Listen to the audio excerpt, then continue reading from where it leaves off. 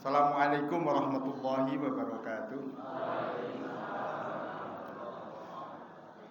Alhamdulillahirabbil alamin wa bihi nasta'inu ala umurid dunya waddin.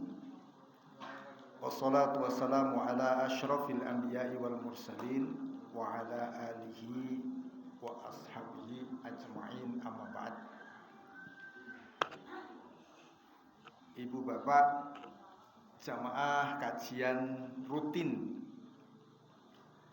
Namanya apa Pak? Saya lupa. Nama akad paginya nggak ada ya? Ya, kajian ahad pagi gitu ya Bu ya. Ahad pagi PRM Purwo Selatan yang dirahmati Allah.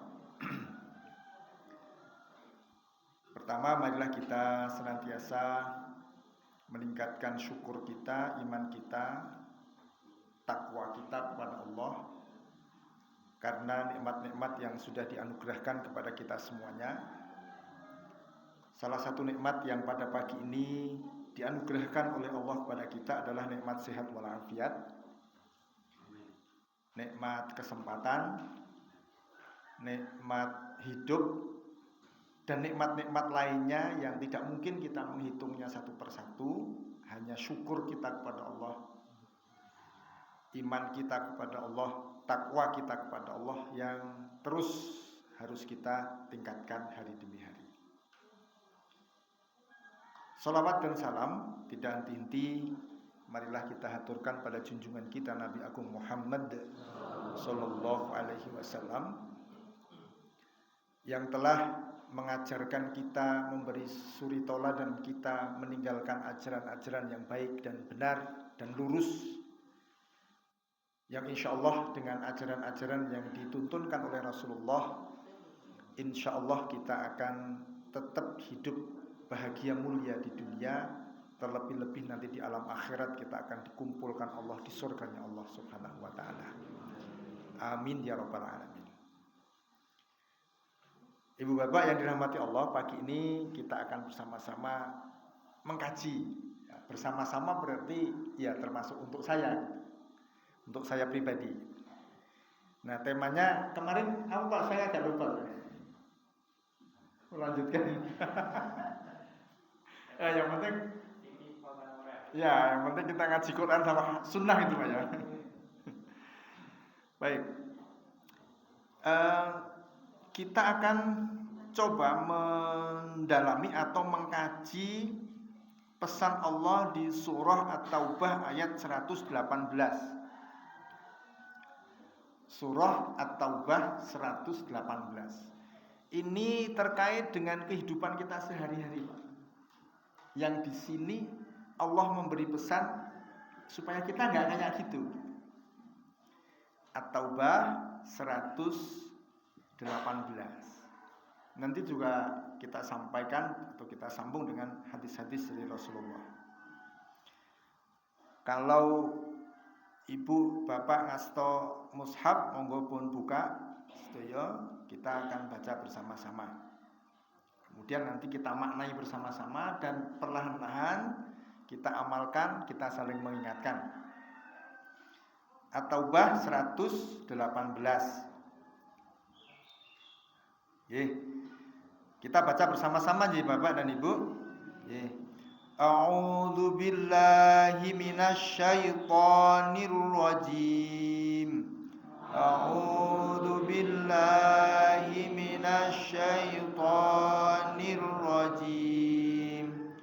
Wa 'alal thalathatil ladzina khulifu wa 'alal thalathatil ladzina khulifu hatta idza dhaqat 'alaihimul ardu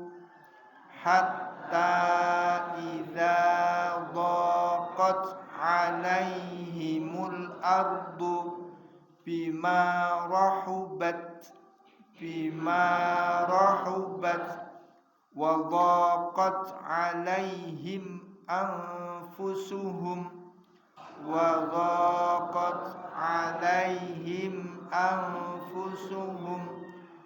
dhannu alla malja'a minallah wa dhannu alla malja'a minallah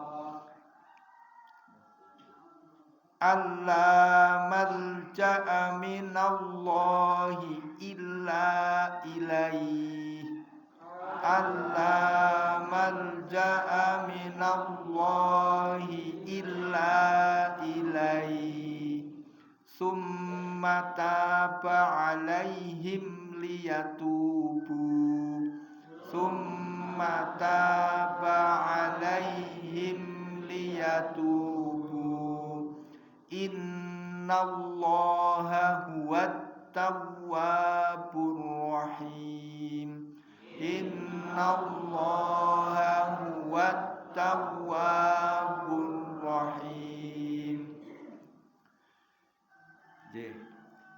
Terjemahnya wa 'alas salasatil ladzina khulifu, dan terhadap 3 orang yang ditinggalkan, hatta idza dhaqat 'alaihimul ardu bima rahubat, hingga ketika bumi terasa sempit bagi mereka padahal bumi itu luas. Wa dhaqat 'alaihim anfusuhum, dan jiwa mereka pun telah pula merasa sempit. Wa dhannu alla malja'a minallahi illa ilaih, dan jiwa mereka pun telah pula terasa sempit bagi mereka, serta mereka mengetahui bahwa tidak ada tempat lari dari siksaan Allah melainkan kepadanya saja.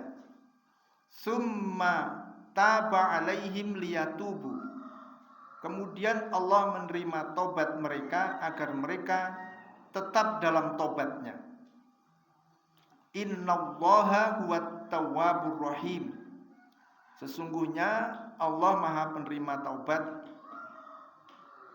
lagi Maha Penyayang. Ibu, ayat ini ya, taubah ini mungkin ini apa toh isine gitu loh. Kok ada 3 orang, ada bumi itu sempit dan sebagainya, dan apa hubungannya dengan perbuatan atau aktivitas kita sehari-hari. Ibu bapak, ayat ini bercerita tentang 3 orang sahabat, namanya Ka'ab bin Malik. Jadi wa'ala salasatil ladzi itu atas 3 orang itu. Nah, 3 orang itu ternyata namanya Ka'ab bin Malik, Hilal bin Umayyah, dan Murarah bin Rabi'ah.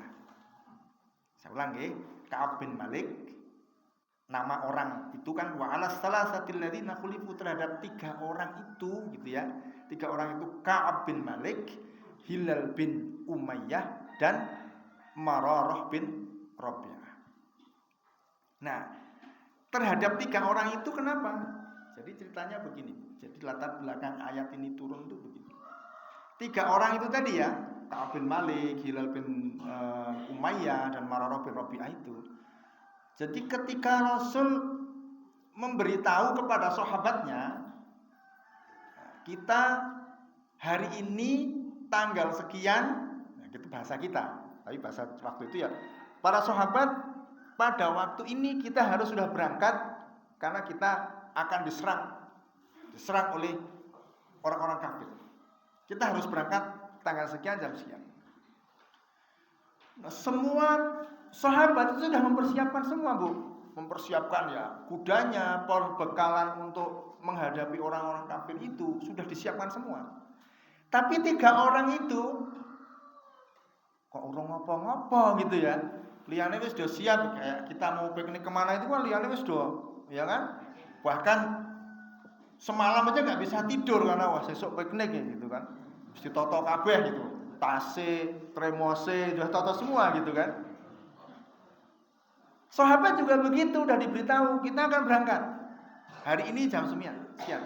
Tapi 3 orang ini sampai pagi mau berangkat itu urung ngopo-ngopo. Di malah nyapu nang ngarep omah lho, liyane sudah toto gitu kan. Nggak ditanya kemudian, ini wahai Ka'ab dan yang lain-lain kenapa belum siap? Wah, kita akan mempersiapkan bekal yang lebih ya Nabi. Kita merasa belum cukup. Ya sudah, disiapkan dulu. Sampai batas hari H berangkat, orang ini belum apa-apa juga Bu dan Bapak. Jadi, ya sudah, 3 orang ditinggal aja. Kemudian Nabi dan rombongannya sudah berangkat, 3 orang ini juga belum apa-apa gitu. Wah ini kita sehari-hari itu paling ya dibatin nang jero bis ya, bukan kayak gini toh, kayak mesti gitu ya. Sama sahabat juga begitu, ini 3 orang ini kenapa ya gitu. Tapi alasan mereka mempersiapkan supaya persiapan lebih matang lagi. Jadi kalau berangkat bersama Nabi itu sudah tidak memberatkan sahabat-sahabat yang lain. Alasannya begitu. Sampai kemudian Rasul sudah pulang, orang ini baru apa misalnya? Tato gitu. Tasnya lagi ditokke gitu. Lalu Nabi bersikap istilahnya cuma meneng saja, diam aja. Jadi perasaan Nabi apa hanya Allah yang tahu, tapi yang terlihat Nabi hanya diam. Sahabat yang lain juga cuma diam. Jadi kemana-mana 3 orang ini nggak dirui Pak. Jadi ketemu neng dalan yo sethok ngerti. Maka kemudian 3 orang ini merasa hatta idza dzaqat alaihimul ardu, jadi bumi itu rasanya sesek banget itu. Itu kan sama kayak kita nih Pak. Misalnya betul-betul kayak gitu ya. Kalau kerja bakti, liyane kerja bakti kabeh kita ndak, itu rasanya kan kayak sesek ya. Wah nyanti-nyanti kayak ora penak itu. Dzaqat alaihimul ardu bima rahubat. Orang ini juga merasa kok kemana-mana kok nggak ada yang nyapa. Tok orang ngerti gitu gampang bahasa kita. Wa dzaqat alaihim anfusuhum. Jiwanya juga merasa waduh. Padahal mereka sudah memohon kepada Nabi, ya sudah tidak apa-apa. Tapi Allah menunda taubatnya. Lalu ketika sudah sekian waktu, ayat ini turun kemudian memberitahu Rasulullah bahwa 3 orang itu taubatnya tidak diterima dulu. Karena apa? Karena mengabaikan perintahmu. Allah seakan-akan berkata begitu. Wahai Nabi, 3 orang ini Ka'ab bin Malik gitu ya, Hilal bin Umayyah dan Murarah bin Rabi'ah ini tobatnya belum diterima dulu. Kenapa? Karena mengabaikan perintahmu. Perintah Rasulullah maksudnya.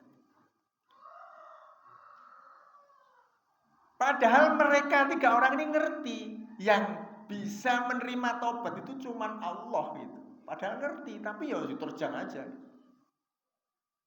Tetapi kemudian setelah beberapa waktu Allah mengatakan summa taba alaihim. Kemudian Allah menerima tobatnya liyatubu, supaya mereka tetap terus bertaubat. Innallaha huwat tawwabur. Sesungguhnya Allah Maha penerima taubat lagi Maha penyayang. Jadi kisahnya kayak gitu. Nah sekarang ayat ini kalau kita bawa ke kehidupan kita sehari-hari Pak. Ayat ini dulu turunnya di Mekah, di Madinah sana. Sekarang ayat ini kita praktekkan di Purwomartani, itu gimana prakteknya? Pesan yang disampaikan Al-Quran, orang ini itu suka menunda-nunda suatu kewajiban yang baik. Pada waktu Rasulullah dulu yang namanya mengikuti perintah Rasul, menghadapi pasukan yang mau menyerang Rasulullah umat Islam, itu kewajiban yang dan nggak boleh ditunda-tunda. Nek wis wayahe, ya wayahe begitu. Tetapi 3 orang ini menunjukkan sesuatu yang berbeda. Kenapa Bu? Mereka nggak mau kosek gitu. Bahasa sehari-hari kita engkosek. Wong isih akeh waktune, nah begitu, gampangannya begitu. Ternyata sikap kita menunda sesuatu yang sudah menjadi kewajiban dari Allah dan Rasul itu tidak disukai Allah. Bahkan tobat saja, tobatnya ditunda juga. Maka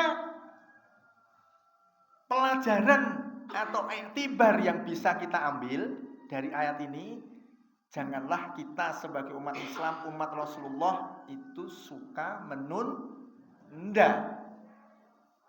Padahal semoyo itu enak banget. Enak banget ya Pak. Khususnya dalam hal-hal kewajiban-kewajiban yang sudah tetap waktunya. Wah enak. Jadi saya matur di hadapan Bapak Ibu itu bukan berarti saya yang paling apik dhewe, sama sekali enggak, Pak. Ayat ini mengenai siapapun termasuk saya. Karena tidak ada yang sempurna kecuali Kanjeng Nabi. Maka ayat ini juga berarti saya juga pernah merasakan atau mungkin pernah melakukan menunda juga. Maka kita punya kewajiban tawasau bil haq, tawasau bis. Maka yang namanya menunda pekerjaan baik itu ternyata bukan sesuatu yang baik dalam Islam. Khususnya hal-hal yang terkait dengan kewajiban-kewajiban keagamaan. Kalau sudah azan, wayai duhur, wayai asar, wayai maghrib, wayai isya, sudah azan.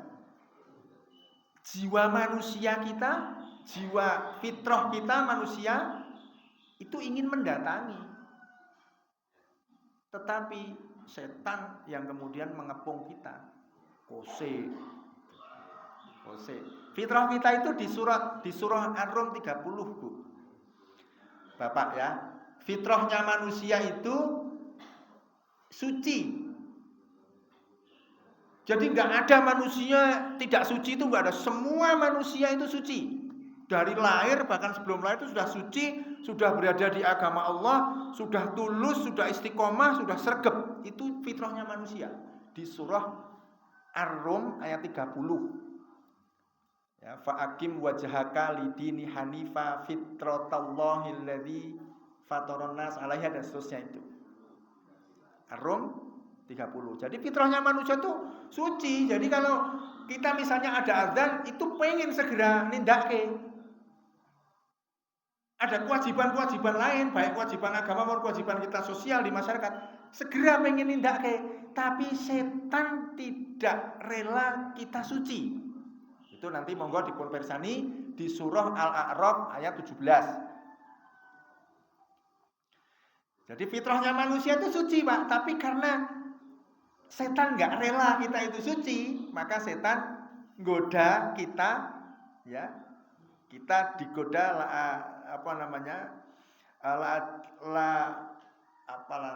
atiyan lahum mim baini aidihim wa min syama'ilihim dan seterusnya itu.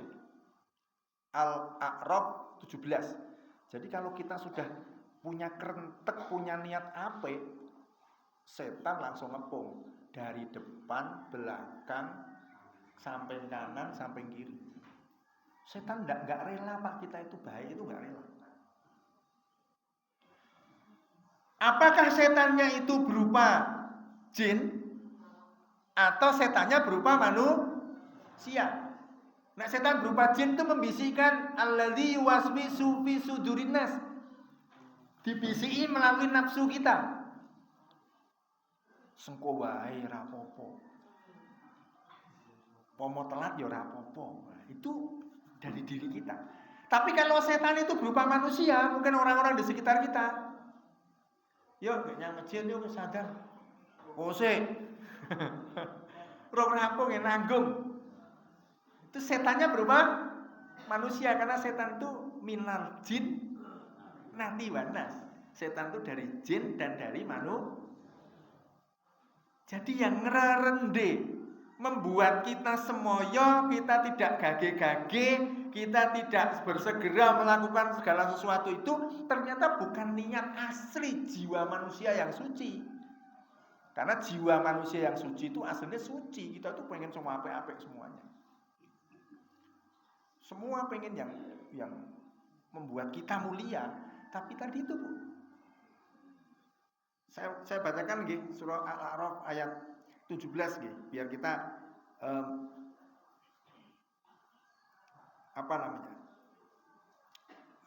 mengerti langsung dari teks ayatnya. Kita punya niat baik, tapi setan begini. Tsumma la'atiyannahum min baini aydihim wa min khalfihim wa an aymanihim wa an syama'ilihim wala tajidu aktsarhum syakirin. Kemudian pasti aku akan datangi mereka. Aku ini setan ngomong. Pasti aku akan datangi mereka, yaitu manusia, dari depan, dari belakang, dari kanan, dari kiri mereka. Dan engkau ya Allah tidak akan mendapati kebanyakan mereka bersyukur. Dan kamu pasti kalau sudah saya datangi, mereka akan lalai, kecuali iman kita betul-betul kuat. Nah, tiga orang yang disebutkan di At-Taubah tadi termasuk salah satu atau salah tiga orang yang kena ini. Yang kena dikepung setan itu kena. Dan kalau kita ternyata juga seperti itu, kita juga kena. Pertanyaannya sekarang kita mau melawan atau mengikuti? Mengikuti Al-A'raf ini, kira-kira kita mau melawan atau mengikuti Pak dan Ibu? Bu? Melawan ya? Pokoknya sekuat tenaga harus dilawan. Pokoknya diselake tenan. Nek sadan ya, ayo yuk. Sadan. Yo dhewe sadan, Deh. Ning kok mesti mbok kancane mbok anake mesti kosek. Mesti gitu dong.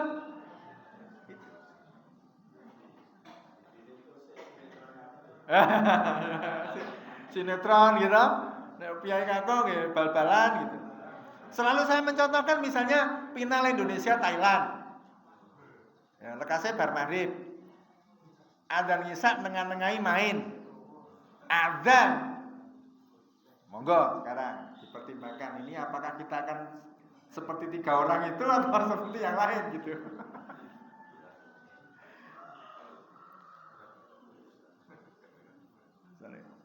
Yo Mas, wis sadar ditinggal wae Indonesia Thailand nih. Oh sih, iki dilengkas iki arek dilongkas iki.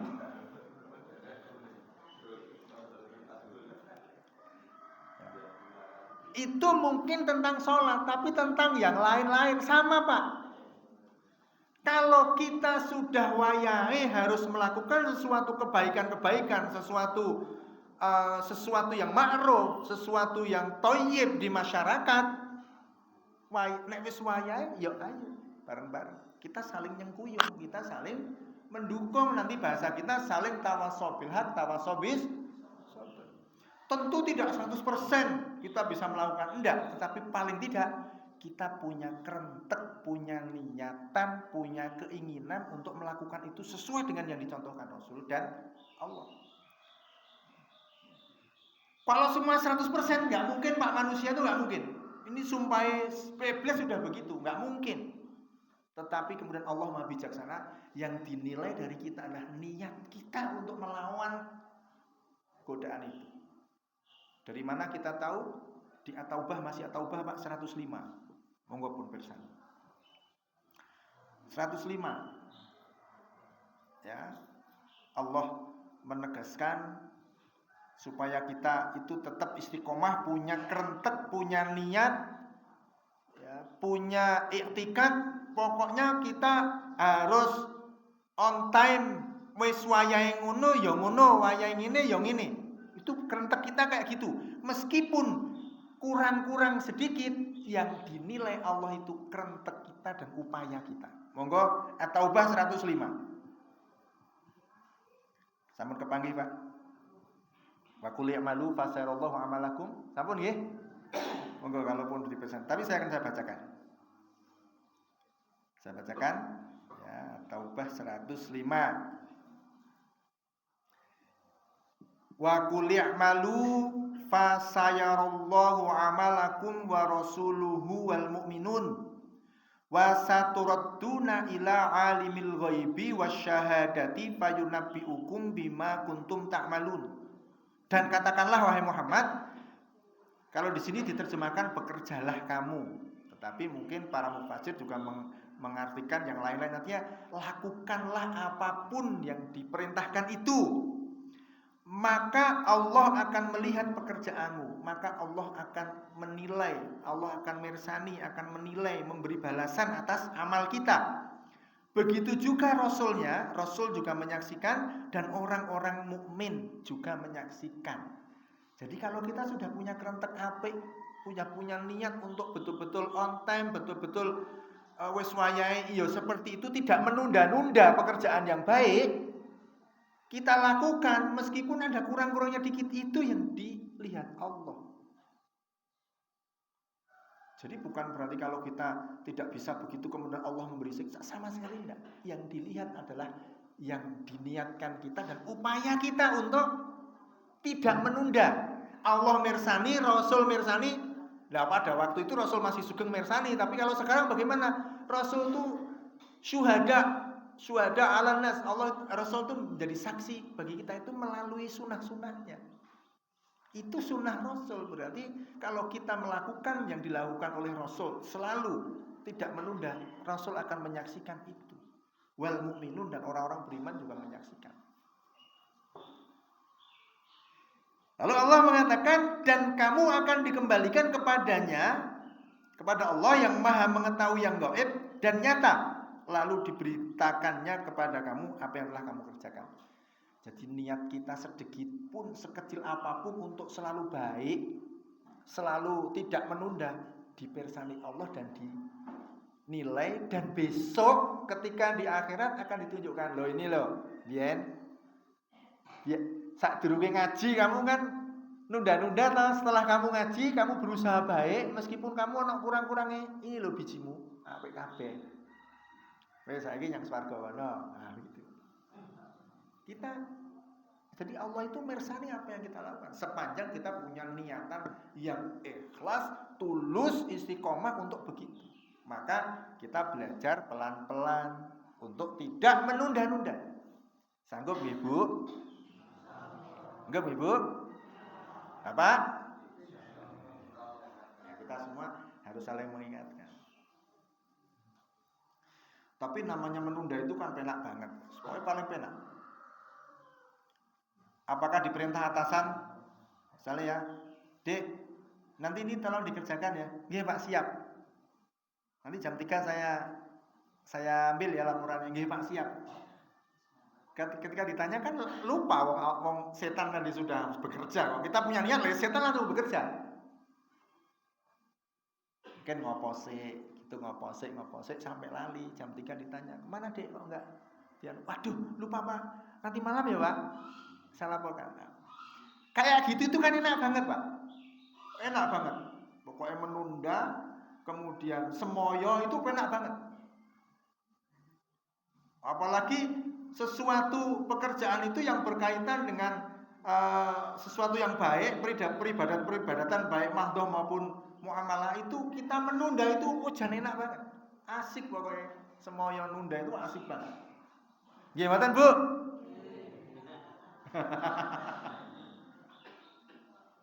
Semua ngalami Bu, termasuk saya. Tetapi tetap kita kembali ke fitrah kita tadi. Dan kita ingat Al-A'raf 17, pokoknya setan kudu dilawan. Setan kudu dilawan. Nek wis punya niatan kita, ya ketika kita punya niatan menunda, wah kosek. Wah ini sudah kita sadar, oh ini setan ini. Dilawan.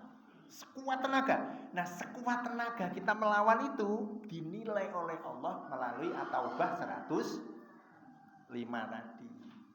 Keinginan kita melawan, keinginan kita berusaha tidak menunda, itu yang dinilai oleh Allah. Lebih-lebih kalau kita on time, kita betul-betul gercep gitu ya. Gercep pokoknya wis wayahe ya wayahe, wah itu tambah bagus lagi. Gitu. Jadi pesan dari Al-Quran At-Taubah 118 kurang lebih begitu. Dan ini dalam keseharian kita selalu begitu. Tetapi sebaliknya juga nggak boleh, Bu. Ta'ajjul itu tergesa-gesa, kesusu. Ya, karena at-ta'ajjul minasyaiton. Setan itu menjerumuskannya, misalnya tidak membuat kita tergesa, kita wah pokoknya wis wayai. Tapi setan menggoda lagi, dibuat kita kesusu, kemerungsung, tergesa-gesa. Digoda juga, kesusuan, kemerungsung. Ya. Kita dibikin kemerungsung. Itu juga ternyata Rasul mengingatkan, janganlah kita ya berbuat ta'ajjal, tergesa-gesa kayak gitu, karena itu minasyaiton juga. Karena orang kemerungsung itu mesti tidak waspada, gitu Pak. Ya, tadi mau piknik tadi kemerungsung, mungkin ana sing keri, waduh terima sing keri lah kok tak siapke padahal. Tekan tandinge, "Sanggup apa yuk?" Wah iki mau digawani ponakmu iki. Nah aku iki lho, nang endi ya kok ora katot iki mau. Waduh iya nang ndur meja karena kemerungsung. Maka kita semoyo menunda-nunda itu juga sesuatu yang tidak baik. Kemerungsung atau tergesa-gesa kesusu juga tidak. Yang pas itu seperti itu. Khairul umuri awsatuha. Segala sesuatu yang baik itu yang di tengah-tengah. Orang tidak menunda-nunda, juga tidak kemerungsung, tetapi ya apa istilahnya? Sewajarnya atau apa? Sakmadyo atau sewajarnya. Sudah kita lakukan sewajarnya. Itu mesti enak semuanya. Segala sesuatu yang kita kerjakan tidak menunda dan tidak kemerungsung mesti enak. Semua hal. Tadi kita contohkan sholat ya. Kita contohkan yang lain misalnya. Wayahe kita misalnya nyiapkan apa misalnya. Habis ini misalnya itu wayahe kerja bakti. Ya sudah, kita lakukan. Kalau kita menunda dan kita punya niat tidak melakukan, pasti nanti gabungannya kemerungsung. Nek wis semoyo menunda itu terus kemerungsung. Dan kemerungsung itu tadi efeknya banyak sekali. Kalau dalam sholat, Kanjeng Nabi kan mengingatkan, janganlah kita sholat itu meniru 3 binatang. Satu kayak ayam, kayak onta, dan kayak satu lagi sono. Sono itu bahasa kawinya segawon. Segawon ini basa haluse.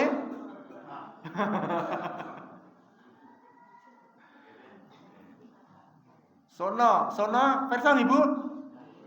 Persa mboten Bu, sono Bu. Sono niku segawon, Bu. Segawon niku kita nggak boleh sholat kayak ayam nodol itu, masa ono nodol ayam wadah dinikmati. Nodol meneh dinikmati kayak kita ngombe wedang itu kan dinikmati ya. Seruput dinikmati. Nek ayam itu nodolnya mesti cuk cepet banget gitu. Mbah le ngulu kapan itu ngetik-ngetik nodolnya cepet banget itu.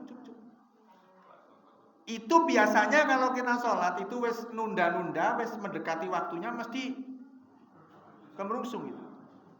Wah, itu nggak boleh. Gitu. Misalnya mau ngasar, kudune wis ngasar, nanti ditunda, jebulane wis jam piro iki? 5 menit kas maghrib. Wah, ceket. Wah, cuk. Itu nggak boleh. Yang kedua, kita meniru onta itu nek mau duduk mau dari berdiri ke atas itu tangan dulu, front gitu. Baru kemudian terbang. Nah gitu nek rukuk gitu kita lutut dulu. Jangan tangan dulu. Tapi normal itu Bu, normal. Nah, kita punya alasan. Wah, nek kita wis tua-tuai boyokan dengkule gitu. Wah, itu ndak apa-apa. Ndak apa-apa. Ini yang disampaikan Rasulullah itu kondisi normal. Tapi kalau ada alasan-alasan yang dibenarkan oleh syariat, dibenarkan oleh Allah, tidak apa-apa. Misalnya dengkulnya sakit atau boyonya sakit, ya kita tangan dulu, tidak apa-apa. Wong ini pesan Rasul ini berkaitan dengan sesuatu yang normal.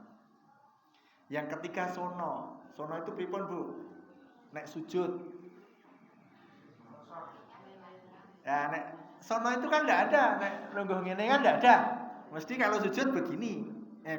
Kalau duduk kan begini kan. Berarti sak sikut-sikutnya itu depak ke lantai. Padahal yang dicontohkan Rasul yang depak ke lantai itu telapak. Itu yang saya contohkan terkait dengan kesusu tadi, ya ayam itu. Itu dalam sholat. Dalam hal yang lain-lain sama Pak.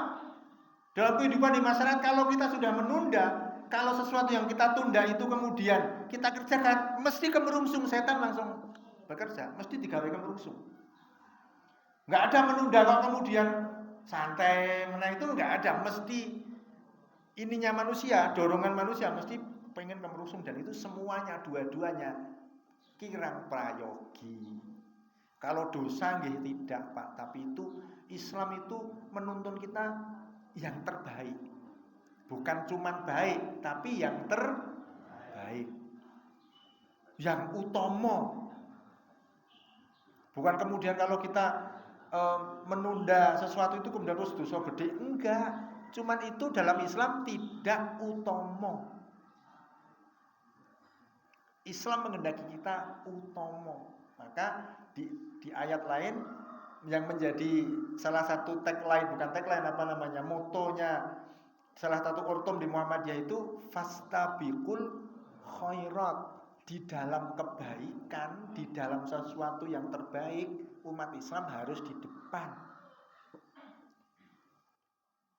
Kalau kita akan menerjemahkan berlomba-lombalah dalam kebaikan, tapi ternyata di tafsiran-tafsiran terkait dengan keutamaan umat Islam itu terjemahannya atau maknanya bukan berlomba-lomba, karena berlomba itu kadang-kadang kalah, dan Allah tidak menginginkan umat Islam kalah. Maka maknanya fastabiqul khairat itu di dalam kebaikan atau dalam sesuatu yang terbaik, khair itu yang terbaik, umat Islam harus selalu di depan. Jadi di dalam kebaikan kita harus selalu di depan. Karena kalau dalam kebaikan kita di depan, mesti gak kalah. Wayahe gotong royong, wayes kita ayo. Masjid sik dhewe. Liyane urung do teko, grup masjid teko dhisik dhewe wis resik kabeh. Liyane do teko wis rampung. Awake dhewe karek ngombe wedan. Gitu kan. Wayahe besok piyai yang sedang sakit gerah, Bu. Jamaah ibu-ibu sik dhewe. Krungu. Ibu itu ngendikane gerah. Oh iya toh, ayo kelompok langsung berangkat. Itu kita namanya fastabiqul khairat. Dalam memberi pertolongan kepada siapapun tentang tangga-tangga kita, langsung cek. Itu kaitannya dengan wa'ala salasatil ladzina khulifu dan seterusnya tadi. Dan disitulah Allah ingin memposisikan kita tetap dalam fitrah kita, manusia atau makhluk yang suci, dari sononya suci. Tetap Allah ingin memposisikan kita suci, jauh dari godaan setan, dan kita besok menghadap Allah juga kondisinya suci. Itu yang dikehendaki Allah bagi kita. Makatan ya Bu. Ya, jadi fastabiqul khairat diingat-ingat. Karena itu tagline itu sudah diambil salah satu merek sepeda motor gitu. Yamaha ya, selalu di depan. Itu katanya yang punya tagline itu pernah ngaji itu, fastabiqul khairat gitu kan. Selalu di depan. Yamaha kan mesti selalu di depan. Nah, gitu. Lainnya tidak di depan. Kita juga umat Islam harus selalu di depan dalam hal yang terbaik. Jadi saya kira ini Ibu dan Bapak sedikit yang bisa kita sampaikan, semoga ini menjadi bahan renungan kita. Kita sebagai umat Rasulullah, umat yang terbaik, Ya, khairul ummah yang terbaik harus selalu menciptakan kebaikan-kebaikan dan selalu di depan, selalu tidak semoyo. Tetapi kalau ada kurang-kurangnya, ya tidak apa-apa. Yang penting tidak disengaja, tidak disengaja kita kurang, kita nggak disengaja. Kalau ada hambatan-hambatan kok ternyata harus mundur sesuatu yang kita lakukan, niatkan itu bukan sesuatu kebiasaan saya, tapi itu karena sesuatu faktor yang lain. Dan Allah, kita kembali lagi di At-Taubah, Allah akan melihat upaya kita. Jadi Islam itu penak, Pak. Nggih, tidak setel, ya kadang-kadang setel kenceng, kadang-kadang setel kendu. Allah Maha bijaksana. Dan terakhir 3 orang itu akhirnya diberi ampunan. Nah, kita pun begitu. Kalau kita punya niat bagus, kita insya Allah akan selalu dinilai oleh Allah dan kita akan diampuni oleh Allah Subhanahu wa taala. Amin ya rabbal alamin. Saya kira demikian Ibu Bapak. Semoga sekali lagi semoga yang sedikit ini menjadi bahan renungan kita semuanya. Tadi beberapa ayat monggo dipun dibaca ulang-ulang supaya kita tetap dalam hidayah Allah Subhanahu wa taala. Apabila ada yang hak dan benar semata-mata dari Allah Subhanahu wa taala, apabila ada yang kurang itu semata-mata dari kekurang pengetahuan saya pribadi.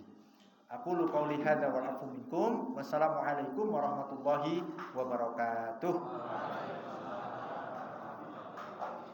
Wekdal kawula konduraken dumateng Pranoto Coro. Monggo Bapak.